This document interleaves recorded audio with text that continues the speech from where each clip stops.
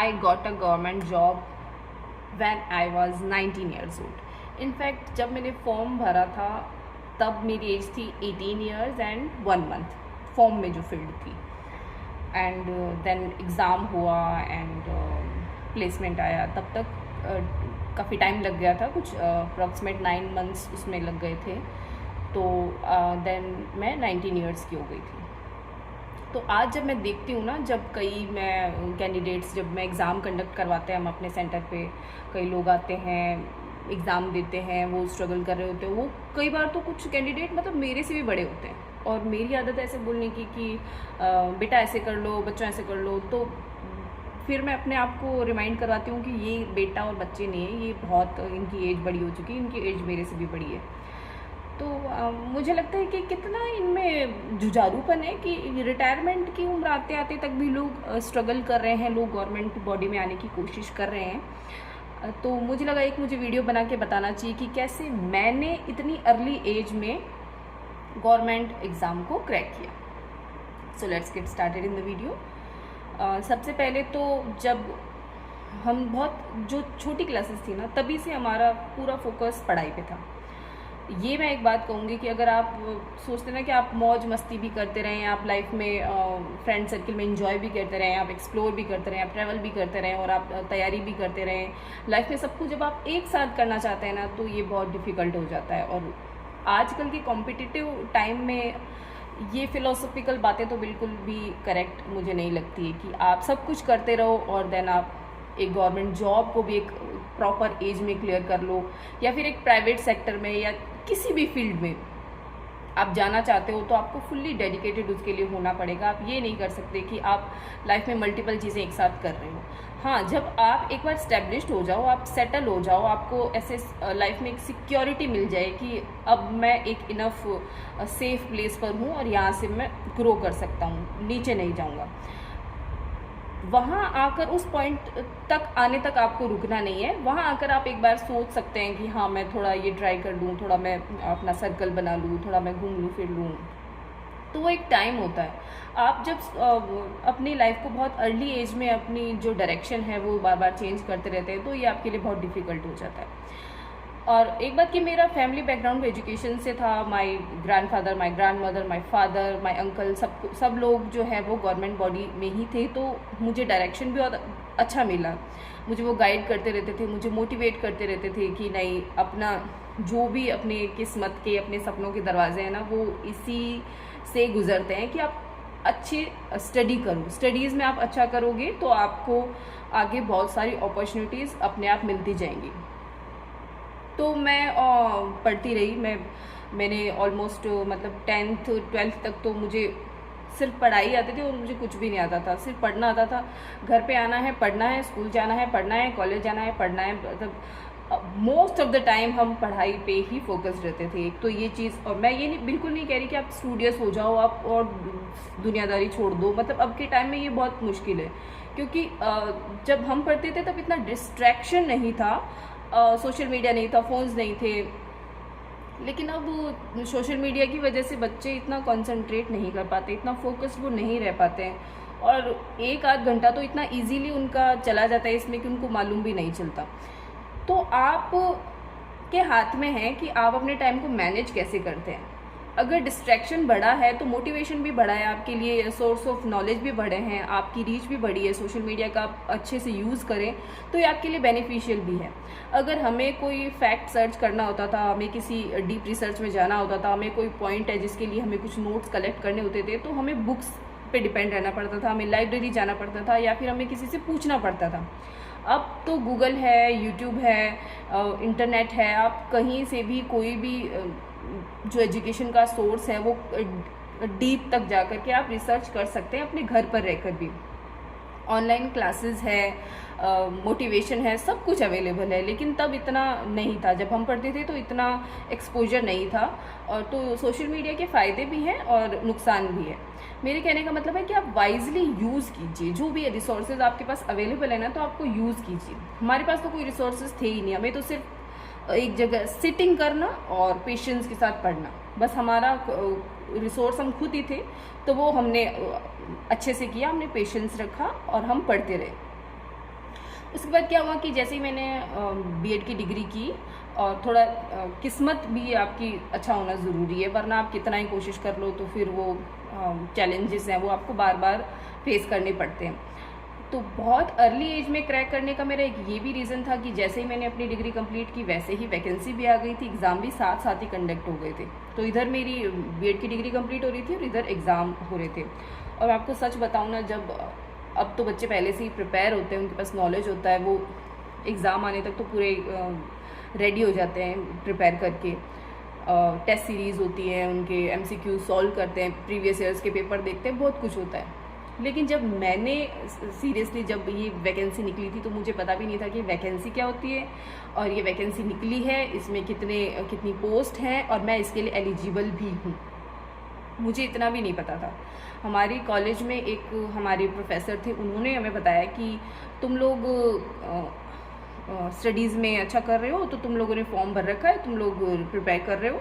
हमारे एक ग्रुप था, तो हम लोग सभी मतलब हम इतने मैच्योर नहीं थे, हमारे पास इतना उस वक्त नॉलेज नहीं था कि ये वैकेंसी है और उसके लिए हम एलिजिबल हैं और हम तैयारी कर सकते हैं। हम तैयारी करते थे, लेकिन किसके लिए तैयारी कर रहे हैं वो हमें नहीं पता होता था। तो थोड़ी बहुत हम प्रिपेयर करते रहते थे एकेडमिक्स में। कॉम्पिटिटिव एग्ज़ाम्स के फील्ड में अभी तक हम नहीं उतरे थे, तो उन्होंने हमें गाइड किया, हमें बताया। फिर मेरी फ्रेंड, मेरी बेस्ट फ्रेंड मेगा, जिसकी मैं बहुत बहुत शुक्रगुजार हूँ, उसके साथ की वजह से ही मेरी जर्नी इतनी आसान हुई। उसने थोड़ा दिमाग लगाया और उसने एक कोचिंग सर्च की कि हाँ ये एग्ज़ाम तो है, ये बहुत ही करीब आ गया है, इसके लिए फटाफट से हम फॉर्म फिल कर देते हैं, और ये वाली कोचिंग है, ये यहाँ जाएंगे ना तो ये हमें थोड़ा सा गाइड कर देंगे, हमें फटाफट से तैयारी करवा देंगे, क्योंकि बहुत ही कम टाइम बचा था। फिर हम लोग फॉर्म हमने फिल कर दिया। उस टाइम पे एक साइबर कैफ़े में जाके फॉर्म भरने होते थे, अब तो हम घर पे मोबाइल में, लैपटॉप में कुछ भी कर लेते हैं। तब हमारे पास मोबाइल लैपटॉप नहीं थे, और थे तो भी शायद उसमें नेट वगैरह नहीं हम यूज़ करते थे। तो हम लोग साइबर कैफ़े गए, हमने फॉर्म फिल किया, डॉक्यूमेंट्स लेके गए, हमने बहुत माथापच्ची करी उसमें, वो भी हमें कुछ आता ही नहीं था। तो पूछा के किसी से हमने वो फॉर्म भर दिया। फॉर्म भरने के बाद में भी अब पता नहीं है कि पढ़ना क्या है, तैयारी क्या करनी है, कौन सी बुक्स पढ़नी है। वही एक दो बुक्स जो मार्केट में अवेलेबल होती थी वही हमें पता होती थी, तो वो हम ले आए और हम पढ़ने लग गए। तो हमें कुछ समझ में नहीं आया, क्योंकि एकेडमिक्स और जीके की प्रिपरेशन, वर्ड की नॉलेज, हिस्ट्री, अपने सब्जेक्ट में डीपली प्रिपेयर करना, तो उसके लिए आपको ना एक प्रॉपर प्रोफेशनल गाइडलाइन की ज़रूरत होती है। तो फिर हमने डिसाइड किया कि हम कोचिंग जाएंगे। तो कोचिंग की उस टाइम पे फ़ीस होती थी कुछ 6000 फ़ीस होती थी, तो वो बहुत बड़ी बात थी हमारे लिए कि घर पे पूछे हम कि हमें 6000 की जो फ़ीस है वो मिलेगी या नहीं मिलेगी, और वहाँ तक आना जाना कैसे पॉसिबल होगा। जो बच्चा इतना स्टूडियस रहा होता है उसके सामने ये चैलेंजेस तो होते हैं कि वो इतना बोल्ड नहीं होता, वो बाहर जाके इतनी चीज़ें एक साथ नहीं कर पाता। लेकिन हम पीछे नहीं गए, हमने नहीं किया था, लेकिन हमने झिझक के साथ, संकोच के साथ, डर के साथ, चाहे कुछ भी हो, हमने उसको किया। हमने अपने आप को पीछे नहीं किया, बस हमने ट्राई करते रहे कि चलो पूछ के देखते हैं क्या ही हो जाएगा, मना कर देंगे तो और देखेंगे कोई दूसरा ऑप्शन सोचेंगे। तो फिर हमने पूछा और बाय गॉड ग्रेस हाँ भी हो गई, हमें परमिशन मिल गई कि ठीक है हमें फंड्स भी दिए जाएंगे और हमें प्रिपेयर भी करना होगा। और वो क्लासेस मतलब मुझे जालूराम जी सर हमारे थे जो हमें इंग्लिश पढ़ाते थे, और सोनी जी सर जिन्होंने हमें जीके प्रिपेयर करवाया, डाबी जी जिन्होंने हमें साइकोलॉजी पढ़ाया, तीनों ही इतने कमाल के टीचर थे, इतने कमाल के टीचर थे। हमारा बैच पूरा भरा रहता था। फर्स्ट टाइम तो हम गए थे तो हम सोच रहे थे कि ये क्या है, मतलब इतने बच्चे उसी एग्ज़ाम के लिए तैयारी कर रहे हैं, तो हम कहाँ इसमें फिट होंगे। हम एक दूसरे का मुंह देख रहे हैं और अलग अलग तरह के बच्चे हमने देखे। पहली बार जो हाई क्लास इतनी सारी बुक्स ऑलरेडी पढ़े हुए, इतना जो भी एग्ज़ाम कंडक्ट हो रहा है उसमें टॉप पे आ रहे हैं, और जो पहले से उनका जो कोर्स चला आ रहा था ना 6 मंथ्स का, उसमें वो अटेंड करके और पूरा उस कोर्स को लेके देन वो टेस्ट सीरीज़ में आते थे। तो ऐसा लगता था कि ये तो हमसे बहुत ज़्यादा आगे है। 6 महीने से जो तैयारी करने में लगा हुआ है वो तो ऑब्वियसली बहुत ही सुपीरियर है हमसे। तो हमारा तो एकदम कॉन्फिडेंस हिल गया था एक बार तो वहाँ जाते ही। लेकिन फिर भी आसपास के माहौल से हमने थोड़ा थोड़ा सीखने की कोशिश की। हम लोग पीछे बैठते थे, सुनते थे, फिर धीरे धीरे हम लोग है ना, हम अब कभी बैक बेंचर हम रहे नहीं, हम आगे ही बैठते थे। तो पीछे बैठना तो हमें सेट नहीं हुआ, फिर हमने धीरे धीरे जगह बनाई और हम जल्दी जाते थे और आगे बैठना स्टार्ट कर दिया। मॉर्निंग से हमारा कोचिंग स्टार्ट होता था और नाइट तक चलता था। लगभग हम घर आते थे तो रात हो जाती थी, तो रात तक बीच में छोटे मोटे ब्रेक्स होते थे। और पता नहीं कौन सी धुन हमें लगी वहाँ जाकर के, वो माहौल देख के हमें लगा कि भाई हम बहुत पीछे हैं। तो जो उन्होंने 6 महीनों में पढ़ाया था ना, वो उन्होंने 1 महीने में पढ़ाया और हमने वो 1 महीने में पढ़ भी लिया। सुबह से लेकर रात तक लगे रहना, फिर घर आने के बाद भी उसको रिवाइज करना, फिर अगले दिन उसका टेस्ट देना, फिर अगले दिन टेस्ट दे के आप अपने आप को इवेलुएट करो कि आप कहाँ स्टैंड कर रहे हो, देन फिर वो क्लासेस लेना, फिर वो ऐसे ऐसे वो ना सर्कल चलता रहता था। तो जितने एनर्जेटिक हम उस टाइम में होते थे ना, मैं कह सकती हूँ कि अगर मैं 25 ईयर्स और 25 प्लस होती ना, और मुझे इतना नॉलेज होता कि ये प्रोसेस इतनी डिफ़िकल्ट है और इसको क्रैक करना कितनी बड़ी बात है, तो मैं मेंटली इतना प्रेशर में आ जाती कि शायद मैं नहीं कर पाती। बट वो एक एज होती है ना जब आपका एक उत्साह बना हुआ होता है, आप कर सकते हो और आपको इतना एक्सपोजर नहीं होता है, तो आपको पता होता है कि ये चीज़ें ये करनी है। तो फिर हमारा ध्यान पूरा उसी में था कि टाइम भी कम है और घर वालों से परमिशन मिली हुई है, तो हमें इस मौके का पूरा फ़ायदा उठाना चाहिए। दैट टाइम हमने अपने आप को बिल्कुल भी डिस्ट्रैक्ट नहीं किया, हम लोग सिर्फ उसी में लगे रहते थे दिन रात। मतलब घर वाले भी हमारे कहने लग गए थे कि भाई ऐसी क्या पढ़ाई है जो तुम्हारी सुबह से लेकर रात तक चलती, फिर घर आने के बाद भी चलती, ऐसी तो कोई पढ़ाई हो ही नहीं सकती। मतलब सोचो, जो मेरे घर वाले 24 घंटे में पढ़ने के लिए कहते थे, वो भी हैरान हो गए कि भाई ये किस लेवल की तैयारी कर रहे हैं, ऐसी कौन सी तैयारी होती, इतने कैसे ये सीरियस हो गए। तो हो गए बस सीरियस। जो घर पे तो हम कई बार उल्टी सीधी बुक भी लेके बैठ जाते थे, ये प्रिटेंड करने के लिए कि हम पढ़ रहे हैं, क्योंकि हर वक्त तो कोई पढ़ नहीं सकता। वो बच्चे पढ़ते पढ़ते पढ़ते पढ़ते हमारी वो सीरियसनेस इतनी बिल्ड हो गई कि वाकई में जो भी था ना, एक एक वर्ड हमने अच्छे से समझ लिया और अच्छे से हमने उसको अपने माइंड में फिट भी कर लिया। फिर आया एग्ज़ाम का दिन, जो होता है सबसे इम्पोर्टेंट। एग्ज़ाम का दिन अगर आपका अच्छा है ना, तो आप उसको क्रैक कर लोगे, और आपका दिन अच्छा नहीं है ना, तो चाहे पेपर कैसा भी आया हो, आपका एग्ज़ाम कैसा भी हो, आपको नॉलेज कितना भी हो, उस वक्त आपने जो किया है ना, वो सबसे ज़्यादा मायने रखता है।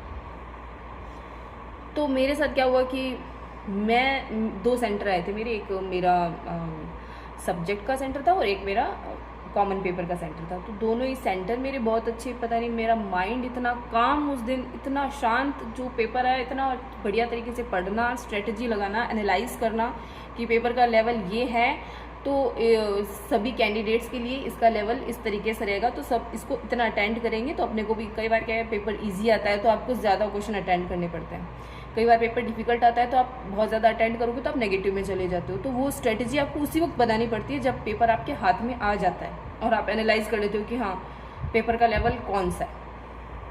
तो तुम धुक तो हो रही थी, बट स्टिल अच्छे से कंप्लीट किया। आसपास जो हैं मुझे कोई फ़र्क नहीं पड़ा, मतलब कौन क्या कर रहा है, इतनी बड़ी क्लास थी, इतने बच्चे थे, आ रहे हैं जा रहे हैं, कौन क्या कर रहा है, कौन कितने अटेंड कर रहा है, कैसे कर रहा है। मैंने मेरा बेस्ट उन दोनों ही पेपर में मैंने मेरा बेस्ट दिया। और मुझे जो ऐसे कंपटीशन एग्ज़ाम में क्वेश्चन आता है ना, तो वो MCQ होते हैं ना, वो आपको कन्फ्यूज़ बहुत करते हैं कि क्या ये भी सही है, ये भी सही, ये भी सही है। लेकिन जब आपका माइंड रिलैक्स होता है ना, तो आप फर्म हो जाते हो कि ये वाला ऑप्शन है ना, यही सही है, दूसरा आपको सिर्फ कंफ्यूज करने के लिए। और अगर आपकी नॉलेज प्रॉपर हो ना, अगर आप में एक्यूरेसी आपने अच्छे से पढ़ा है ना, तो भी आपको डाउट नहीं होता, आपको पता चल जाता है, आप आंसर तक पहुंच ही जाते हो कि हाँ ये वाला आंसर एकदम सही है, और ये वाला करूं या ना करूं, नेगेटिव ना हो जाए, ऐसा कन्फ्यूजन मुझे नहीं था। मतलब उस वक्त मेरी प्रिपरेशन इतनी थी अच्छी कि जो 6 मंथ से तैयारी कर रहे थे ना, उन्होंने भी कोचिंग वालों को ऑब्जेक्शन किया था कि भाई ये कैसे है कि ये 1 महीने में आके ये लोग टेस्ट में इतना अच्छा कर रहे हैं और हम लोग 6 महीने से घिस रहे हैं, और हम जिस लेवल पे पहुंचे हैं उससे आगे ये बच्चे कैसे निकल रहे हैं। ये ऑब्जेक्शन भी उस वक्त हुआ था कोचिंग में, उस वक्त ये भी मैटर हुआ था। वो बैच इतना अच्छा लगा था ना, उस बैच का नाम ही था क्रैश कोर्स, जो आपको मतलब कम टाइम में वो कोर्स है वो क्रैश करवा दें। और वाकई में इतना अच्छा क्रैश कोर्स, सेल्फ स्टडी करते हैं ना, उनको मेरा सैल्यूट है। बट गाइडेंस, एक प्रॉपर गाइडेंस होना बहुत ज़रूरी है। अब तो क्या है कि ये भी है कि कंपटीशन इतना ज़्यादा हो गया है, तो मार्केट में एडवाइस करने वाले लोग भी बहुत ज़्यादा हो गए हैं। क्वालिटी का जो एडवाइस है वो वो मिलना बहुत ज़रूरी है आपको, जो एकदम ऐसे नहीं कि वो सिर्फ आपको मोटिवेट कर दे, वो आपको एक्चुअल रास्ता भी बता दे और जो आपके क्वेश्चंस हैं उनको क्लियर करके आपके माइंड में डाल सके। ऐसा कोई संस्था होना बहुत ज़रूरी है। अदरवाइज़ तो बहुत सारी संस्थाएं, बहुत सारे कोर्सेज आप ऑनलाइन कुछ भी ले लो और कन्फ्यूज़ होते रहो। तो हमने एग्ज़ाम दिया एंड एग्ज़ाम दिया, हमने मिलाया कि ठीक है इतना बन रहा है, क्या होगा, श्योरिटी तो कुछ होती नहीं है। जब तक आपका रिज़ल्ट ना आ जाए तब तक आप श्योर नहीं हो सकते कि आपका सिलेक्शन हो ही जाएगा क्या। तो हम श्योर नहीं थे कि भाई सिलेक्शन होगा या नहीं, तो हम दूसरी तैयारी करने लगे। उस टाइम पे हम पटवारी की तैयारी करते थे, टेट होता था तो हम टेट की तैयारी करते थे, L1 L2 की तैयारी करते थे। तो हम उस वक्त फिर और तैयारी करने लगे। और इसमें तो सच बताऊँ मुझे बिल्कुल भी होप नहीं थी कि ऐसे थोड़ी होता है कि पहली बार एग्ज़ाम दिया और पहली बार ही आपने क्लियर कर लिया। ऐसा तो थोड़ी होगा, कितना घिसना पड़ता है, कितना स्ट्रगल करना पड़ता है, कितने एग्ज़ाम देने पड़ते हैं, तब जाके एक्सपीरियंस गेन होता है और तब जाके क्रैक होता है। फिर हमने तैयारी करते रहे और हम इस बात को भूल गए। और फिर रिज़ल्ट आया तो पहले क्या है कि रिज़ल्ट भी देखना ही नहीं आता कि रिज़ल्ट कैसे देख सकते हैं। तो टीवी में ना वो न्यूज़ चल रही थी कि भाई रिज़ल्ट जारी हो गया और ये रोल नंबर है जिनका सिलेक्शन हुआ है। तो वहाँ बैठ रहे हैं और रिज़ल्ट देख रहे हैं, बार बार रिज़ल्ट देख रहे हैं, रोल नंबर सर्च कर रहे हैं। अच्छा सर्च तो क्या कर रहे हैं, बस देख रहे हैं स्क्रीन के आगे चिपके कि मेरा रोल नंबर दिख जाए, मेरा रोल नंबर दिख जाए। एंड भाई साहब मेरा रोल नंबर दिखा मुझे जैसे ही, I was so relaxed, I was so happy. मतलब मेरी दुनिया बदल गई उस दिन। उस वक्त मुझे नहीं पता था कि मेरी दुनिया बदल गई है, बट अब जाके मुझे रियलाइज़ होता है कि हाँ मेरी दुनिया उस दिन बदल गई थी। अगर तब मेरा सिलेक्शन नहीं होता ना तो आगे पता नहीं क्या होता, दूसरे एग्ज़ाम होते, दूसरी अपॉर्चुनिटीज़ होती, दूसरा स्ट्रगल होता, बहुत कुछ होता। लेकिन उतना वो जो प्रोसेस थी ना, उसके जब हाइट पे हम पहुंच गए थे उसके बाद उसको फिर क्लियर करने का ना एक बार में वो मज़ा ही कुछ और होता है कि एक बार में आपने ना क्लियर कर लिया। इतनी खुशी हुई मुझे। और फिर मैंने वेट किया कि कब मेरा प्लेसमेंट आए। फिर मेरा प्लेसमेंट आया तो भाई फिर एक शौक लगा। एक शौक मुझे फिर लगा जब मेरी रूरल पोस्टिंग हुई।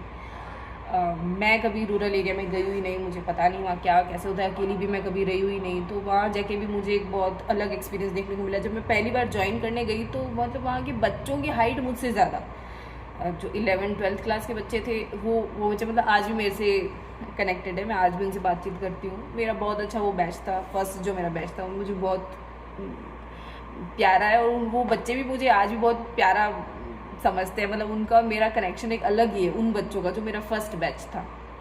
उनमें से कुछ तो आज जॉब भी कर रहे हैं, गवर्नमेंट जॉब में भी है, कुछ तैयारी कर रहे हैं, कुछ होम मेकर बन गए, तो ऐसे हैं। बट स्टिल मतलब वो बैच मेरा बहुत ही खास था। वो जो गांव के बच्चे थे और जब वो देखते कि इतनी छोटी टीचर आई है, मतलब इतनी कम एज की टीचर है, ये कैसे हो सकता है, ये तो वो मेरे से पूछते रहते थे कि अच्छा मैम ऐसे कर सकते हैं, ऐसे कर सकते हैं, आप कर सकते हो, हम भी कर सकते हैं। मैंने कहा हाँ आप बिल्कुल कर सकते हो, आप भी कर सकते हो, आप बस आपको बस मैंने यही किया, आपको ये करना है, आप ऐसे करोगे तो आप भी लग जाओगे। तो वो बच्चे ना मुझसे जितना मोटिवेटेड हुए ना, मैं मानती हूँ कि उसी की वजह से आज मोस्ट ऑफ द वो बैच के बच्चे ना सेलेक्टेड है। वो गांव के होके भी उनको इतना एक्सपोजर नहीं था, उनके पास इतनी फैसिलिटी नहीं थी, फिर भी वो मेरा बैच है ना ऑलमोस्ट वो बच्चे कहीं ना कहीं सेटल है, मतलब कहीं ना कहीं उन्होंने जॉब पकड़ लिया। क्योंकि मेरी जो वो नॉलेज थी ना वो मैं फटाफट से उनके साथ शेयर करती थी और वो बहुत कनेक्टेड रहते थे मेरे से। वो जो मेरा पहला बैच था, फिर वो ठीक है वो निकला, वो टाइम भी निकला। फिर एक गलती मेरे से ज़रूर हुई आगे, और उसका भी रीज़न था बाद में। मतलब मैंने आगे जाके इतना अदर एग्ज़ाम के लिए प्रिपेयर नहीं किया, ये मैं मानूंगी कि मेरा एक नेगेटिव एस्पेक्ट था अर्ली एज में जॉब लगने का, कि एकदम से झटका लग गया, एकदम से एक जैकपॉट हाथ लग गया।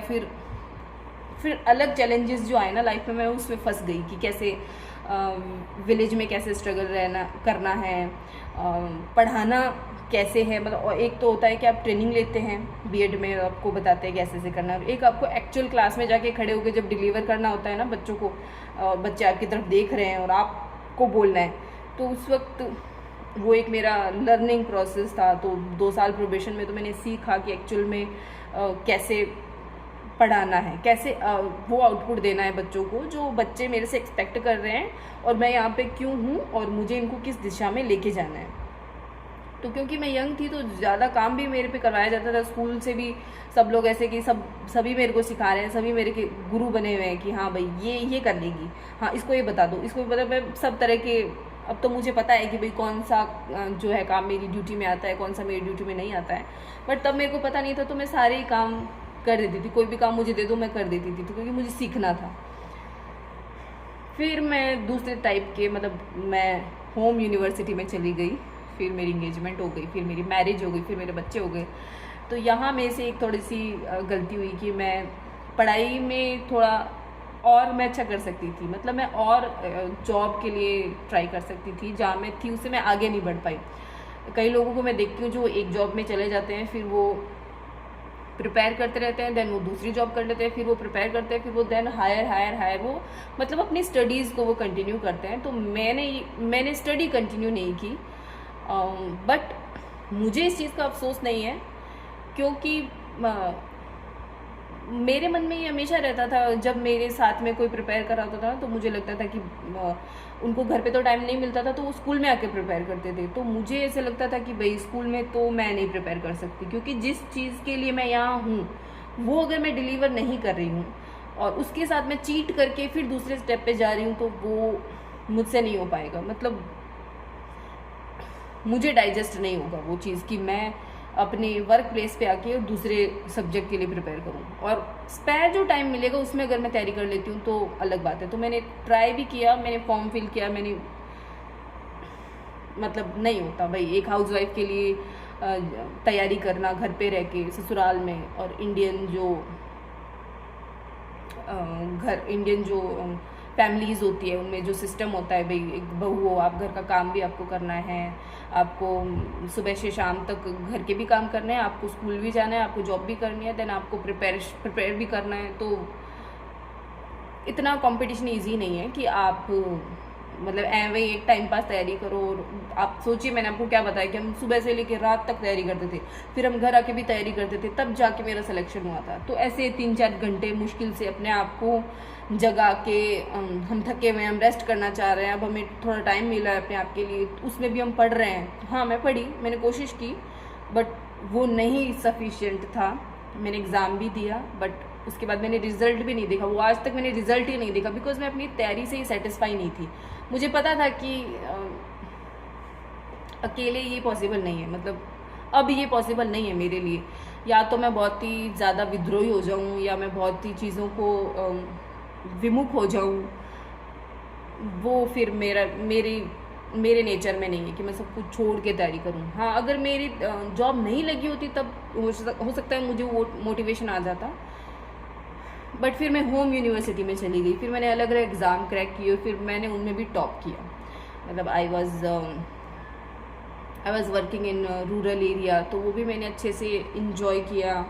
और फिर शादी, घर, फैमिली, बच्चे, मैंने सब कुछ अच्छे से मेरी लाइफ में, मतलब वो भी सेट होना ज़रूरी है। अगर आप एक वर्किंग पर्सन है और आपकी जो पर्सनल लाइफ है उस पर आप ध्यान नहीं दे रहे हैं, तो फिर वो बैलेंस भी नहीं रहता है। तो मेरा ये भी मानना है कहीं ना कहीं आपको अपनी फैमिली को भी टाइम देना चाहिए, अपने बच्चों को भी टाइम देना चाहिए, अपने पेरेंट्स को भी टाइम देना चाहिए। तो सबको अगर आप अच्छा टाइम देते हैं तो आपको अच्छा रिटर्न मिलता है, आपको प्यार मिलता है, आपको केयर मिलती है, और सबसे ज़्यादा ज़रूरी आपको सेटिस्फैक्शन मिलता है कि मैं इनजस्टिस नहीं कर रही हूँ, मैं अच्छा कर रही हूँ।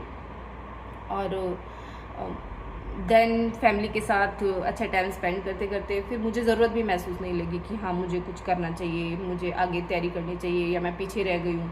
मैं जहाँ हूँ मैं वहाँ रुक गई, और फिर डिपार्टमेंटली मैं प्रमोट हो गई, और इतना टाइम हो गया अब तो उस बात को। 2012 में मैंने क्रैक की थी job, and till now I am very happy, very satisfied. और मैं आज भी उन दिनों को जब मैं याद करती हूँ ना, तो मुझे लगता है कि भाई जॉब का मज़ा तो तभी है जब आपको ना एक सही टाइम पे जॉब मिल जाए। जब एक सही वक्त होता है ना, तब आप अपना पूरा टाइम एक चीज़ को दे सकते हो। क्या होता है कि खासकर कि लड़कियों के साथ ऐसा होता है कि जब वो एक एज हो जाती है, मान लो उनकी मैरिज हो गई है, वो प्रिपेयर कर रहे हैं, उनके बच्चे हो गए, वो प्रिपेयर कर रहे हैं, तो उनका व्यक्तित्व तो बंट जाता है, उनका एक हिस्सा ना एक खाली हो जाता है कि मैं अपने बच्चे से दूर हूँ, मैं अपनी फैमिली से दूर हूँ, या मैं अपने ड्यूटीज़ को अच्छे से नहीं कर पा रही हूँ, जॉब में लगूंगी या नहीं, मेरा क्रैक होगा या नहीं, मैंने इतने साल इसको दिए हैं तो इसका आउटपुट निकलेगा या नहीं, या मैं छोड़ दूँ इसको या मैं जारी रखूँ। तो बहुत सारी ना कन्फ्यूजन बढ़ती ही जाती है। आप छोटी एज से इसके लिए प्रिपेयर करना शुरू कर दो। मतलब आप 10th में ही मैं तो कहती हूँ कि आप फोकस्ड हो जाओ कि आपको क्या करना है, पहले आप डिसाइड कर लो, देन आप तैयारी करना स्टार्ट कर दो। और जितना जल्दी हो सके आप 20-21 साल तक अगर आप सेट हो जाते हो ना, आप किसी अगर आप सीधी भर्ती है तो उसके लिए तो देखो एक बार एग्ज़ाम देना होता है, देन आप सिलेक्ट हो जाते हो। अगर सीधी भर्ती नहीं है, अगर आप किसी कोर्स में एनरोल हो रहे हैं, जैसे आप बीटेक में जा रहे हैं, आप एमबीबीएस में जा रहे हैं, आप नर्सिंग में जा रहे हैं, या फिर कोई ऐसे कोर्स में आपका सिलेक्शन हो जाता है ना, तो फिर आपकी पढ़ाई तो चलती रहती है, लेकिन आप एक सिक्योर हो जाते हो कि हाँ अब मुझे ये करना है और मेरा इसमें सिलेक्शन हो गया है, देन मेरी स्टडीज़ इसमें आगे कंटिन्यू रहेगी। तो वो स्टडी तो कंटिन्यू रहेगी, जॉब तो नहीं लगेगी, लेकिन आपका रास्ता क्लियर हो जाएगा। तो ज़रूरी है कि रास्ता आपका जल्दी एज में क्लियर हो जाए, अदरवाइज़ वो उतना जो बंटा हुआ व्यक्तित्व है उसको फिर झेलना आपको ही पड़ेगा। आपकी स्ट्रगल थोड़ी ज़्यादा हो जाएगी, आपको पेशेंस थोड़ा ज़्यादा रखना पड़ेगा, क्योंकि भर्तियों का भी क्या है कि आजकल निकलती तो हैं लेकिन बहुत कम पोस्ट निकलती हैं, और फिर पता नहीं कब कौन सी भर्ती कैंसिल हो जाए, तो वो भी एक चैलेंज होता है। तो जितना ज़्यादा जल्दी आप स्टार्ट कर देंगे उतना ज़्यादा टाइम आपके पास रहेगा प्रिपेयर करने के लिए। तो सो दिस इज़ ऑल। ये मेरा जो एक्सपीरियंस था, मैंने आपको बताया कि कैसे मैंने अर्ली एज में मैंने क्या क्या किया, जिसकी वजह से आज देख लीजिए मैं यहाँ हूँ। और जो भी यंग बच्चे हैं जो तैयारी कर रहे हैं उनको मेरी तरफ से बहुत बहुत शुभकामनाएं हैं। और जिन्होंने अपनी तैयारी ड्रॉप कर दी है, छोड़ दी है, उनसे भी मैं यही कहना चाहूँगी कि देखो मैं कर सकती हूँ तो कोई भी कर सकता है, आप भी कर सकते हैं। अगर आपने अपनी तैयारी छोड़ दी है तो आपको उसको दोबारा कंटिन्यू करना चाहिए। मेरी सिस्टर इन लॉ है जिन्होंने भी मैरिज के बाद तैयारी की, बहुत अच्छे से तैयारी की, उन्होंने बहुत टाइम दिया, बहुत पेशेंस रखा, और उनकी जॉब भी लगी और आज वो वर्किंग है। तो ऐसा नहीं है कि हम एक जल्दी एज में हम जॉब लग जाते हैं तो यही ऑप्शन होता है, नहीं, अब बाद में भी तैयारी करते हैं। मैं कई लोगों को भी देखती हूँ मेरे साथ जॉब में हैं और फिर भी उन्होंने तैयारी की और आज वो प्रोफेसर हैं। तो आप कभी भी तैयारी करें, तैयारी तो आपको करनी पड़ेगी, वो आपसे मेहनत तो मांगती है, और हार्ड वर्क हमेशा आपको पे करता ही है, चाहे वो आपको नॉलेज के रूप में करे, चाहे वो आपको पोस्ट के रूप में करे। जिसने तैयारी स्टार्ट ही नहीं की है उसका तो फिर रिज़ल्ट कभी आने ही वाला नहीं है। जो तैयारी करेगा ही नहीं तो उसका तो रिज़ल्ट कैसे आएगा। तो आप तैयारी शुरू कर दीजिए, चाहे आप किसी भी एज में हो, किसी भी पॉइंट पे हों, फ़ायदा आपको ही मिलेगा। और अगर आप इस फील्ड में आते ही नहीं है, तैयारी के फील्ड में, आप चाहते हैं कि मैं सहूलियत से, सुकून से, शांति से, बिना स्ट्रगल के रहूं, then I think you will realize it later in the life कि what are you lacking and what you could do. बाद में जाके आप रियलाइज़ करेंगे कि मैं ऐसा कर सकती थी, मैं ऐसा करती तो ऐसे कर लेती। ऐसे तो ऐसे भी लोग हैं मैंने देखे हैं जो कि मेरा तो यहाँ सिलेक्शन हो जाता, मैं ये कर लेती तो मेरा वहाँ जॉब लग जाता। ये सब एक्सक्यूज़ेस हैं, इन एक्सक्यूज़ेस से कोई फ़ायदा नहीं होने वाला है आपको। ये सिर्फ आप अपनी कमियों को ढकने के लिए देते हैं कि हाँ आप अपने सेल्फ में झांक के देखना नहीं चाहते, तब आप बोलते हैं कि हाँ मेरी तो ये जॉब लग जाती, मेरी तो वो जॉब लग जाती। जॉब लग जाती तो फिर लग ही जाती ना। आपने तैयारी नहीं की, आप या फिर आपने कहीं ना कहीं कोई कमी रखी, आपने जस्टिस नहीं किया अपने साथ या अपने टैलेंट के साथ, या आपने अपने आप को सही आंका नहीं, आपने सही लाइन को चुना नहीं, तो कहीं ना कोई कमी रह जाती है। तब हम बाद में क्या है कि सिर्फ रिग्रेट ही कर पाते हैं। तो रिग्रेट करने से अच्छा है कि आप अपनी प्रिपरेशन स्टार्ट कर दीजिए। और all the best from my side. बहुत सारी वैकेंसीज़ हैं, ऐसा नहीं है कि आपको वो सारी वैकेंसी चाहिए, आपको सिर्फ एक पोस्ट चाहिए, और वो एक पोस्ट जो आपके लिए बनी है, जो आपके लिए खाली है, आपके लिए वेट कर रही है, आपको बस उसी की तरफ हर दिन अपने कदम को बढ़ाते जाना है। Thank you so much for